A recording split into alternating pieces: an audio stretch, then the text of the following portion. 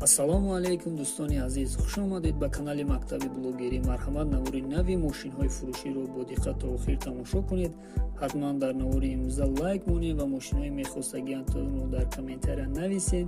касоне ки бори аввал аст дар канали мо қарор дорад, подписатсия кунед ва зангулаи каналро пахш кунед, то ин ки аз видеоҳои нави мо бохабар бошед. рақамҳое ки дар рӯи экрани мо мебинед, мошинҳои фурӯшиатонро танҳо дар ватсаби мо равон кунед. навори имрӯзаро сар мекунем.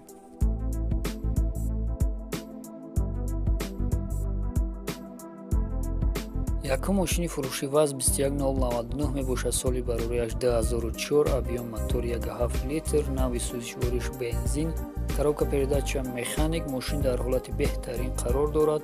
4 баллони нав, ходовой, губковат, шумализатсия, тонировка, ҳама чӣ дорад. айни ҳол қарор дорад дар шаҳри Душанбе. нархаш бошад 22500 сомонӣ. рақамҳои соҳиби мошин дар рӯи экран ҳаст. зан занед ва маълумоти пурраро аз соҳиби мошин дарёфт кунед. дуюм мошини фурӯшӣ Opel Astra G мебошад. соли барорааш 2001, объем мотор 1.6 литр, нави сӯзишвориш газ ва бензин, коробка передача механик. мошин дар ҳолати беҳтарин қарор дорад. мотор 1.6 форсунка, инжектор гази евро 4, 4 баллони нав, 1 сола ҳуҷҷат. айни ҳол қарор дорад дар Рашт. нархаш бошад 58000 сомонӣ. рақамҳои соҳиби мошин дар рӯи экран ҳаст. зан занед ва маълумоти пурраро аз соҳиби мошин дарёфт кунед. сеюм мошини фурӯшӣ Mercedes C-ка мебошад. соли барорааш 1998, объем мотор 2.2 литр, нави сӯзишвориш дизел, коробка передача механик. айни ҳол қарор дорад дар Исфара. нархаш бошад 55000 сомонӣ. рақамҳои соҳиби мошин дар рӯи экран ҳаст. занг занед ва маълумоти пурраро аз соҳиби мошин дарёфт кунед. касоне ки бори аввал аст дар канали мо қарор дорад, подписатсия кунед ва зангулаи каналро пахш кунед, то ин ки аз видеоҳои нави мо бохабар бошед.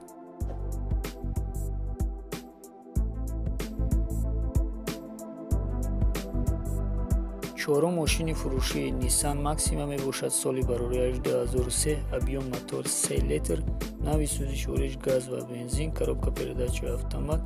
мошин дар ҳолати хуби техникӣ қарор дорад. айни ҳол қарор дорад дар шаҳри Ҳисор. нархаш бошад 45000 сомонӣ. рақамҳои соҳиби мошин дар рӯи экран ҳаст. зан занед ва маълумоти пурраро аз соҳиби мошин дарёфт кунед.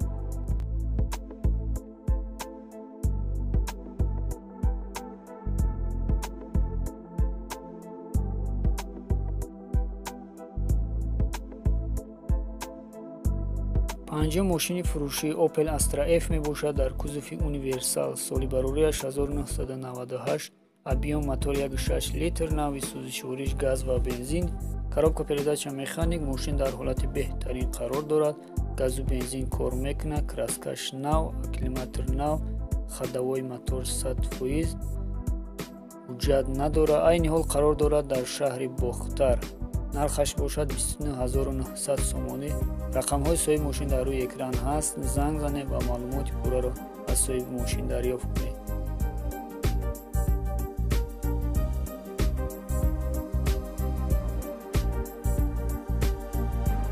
шашум мошини фурӯшӣ Hyundai Accent мебошад. соли барорааш 2013, объем мотор 1.6 литр, нави сӯзишвориш бензин, коробка передача автомат. айни ҳол қарор дорад дар шаҳри Душанбе. нархаш бошад 95000 сомонӣ. рақамҳои соҳиби мошин дар рӯи экран ҳаст. занг занед ва маълумоти пурраро аз соҳиби мошин дарёфт кунед. ҳафтум мошини фурӯшӣ Toyota Camry мебошад. соли барорааш 2008, объем мотор 2.4 литр, нави сӯзишвориш газ ва бензин, коробка передача автомат. мошин дар ҳолати хуби техникӣ қарор дорад.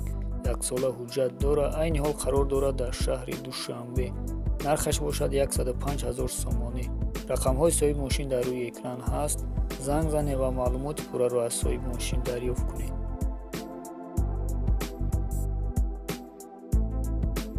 ҳаштум мошини фурӯшӣ ВАЗ 2106 мебошад. соли барорааш 2003, объем мотор 1.6 литр, нави сӯзишвориш бензин, коробка передача механик.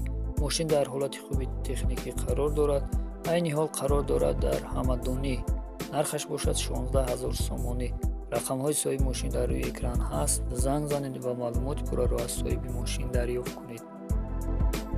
нӯҳум мошини фурӯшии Daewoo Nexi мебошад. соли барораиаш 1994, объем мотор 1.6 литр, нави сӯзишвориш газ ва бензин, коробка передача механик.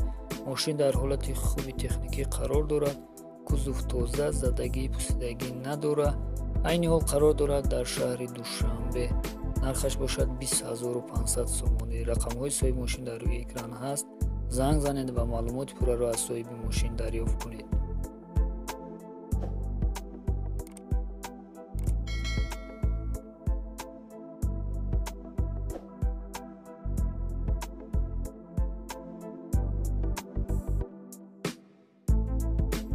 دهم ماشین فروشی BMW میباشد. سال برآوریش 1995، объем мотор 4 لیتر، نوع سوزشوریش گاز و بنزین، коробка передач автомат.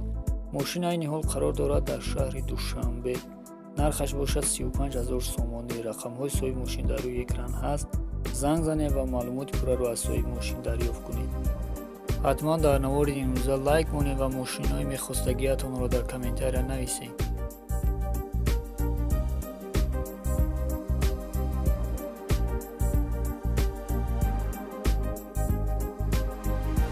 11 ماشین فروشی مازدا میباشد. سالی برآوریش 2009، объем мотор 2.3 لیتر، نوع سوزشوریش بنزین، коробка передач автомат. ماشین در حالت خوبی تکنیکی قرار دارد. علیش همیشه عین حال قرار دارد در شهر خورجند. نرخش باشد 75000 سومانی. رقم‌های صاحب ماشین در روی اکران هست. زنگ زنید و معلومات پورا را از صاحب ماشین دریافت کنید.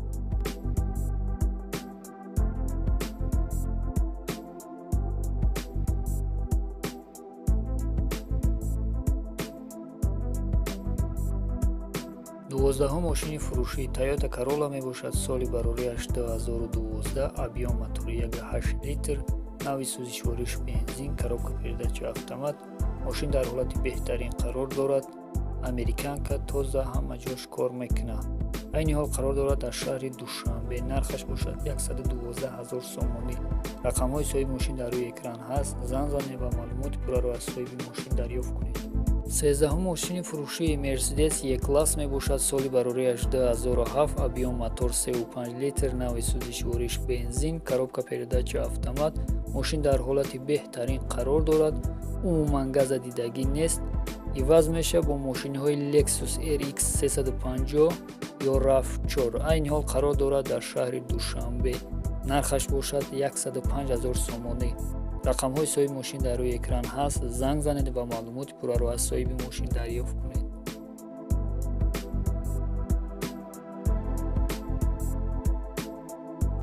14 ماشین فروشی اوپل استرا اش میباشد. در کوزوف اونیورسال. سالی برآوریش 2007، объем мотор 1.6 لیتر، نوع سوزشوریش بنزین، коробка передач механик.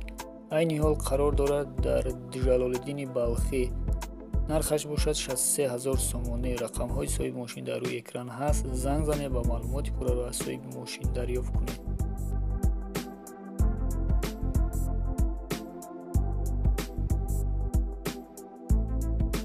15 ماشین فروشی ولوا میباشد. سالی برآوریش 2004، объем мотор 1.8 لیتر، نوع سوزشوریش بنزین، коробка передач механик. ماشین در حالت خوب قرار دارد.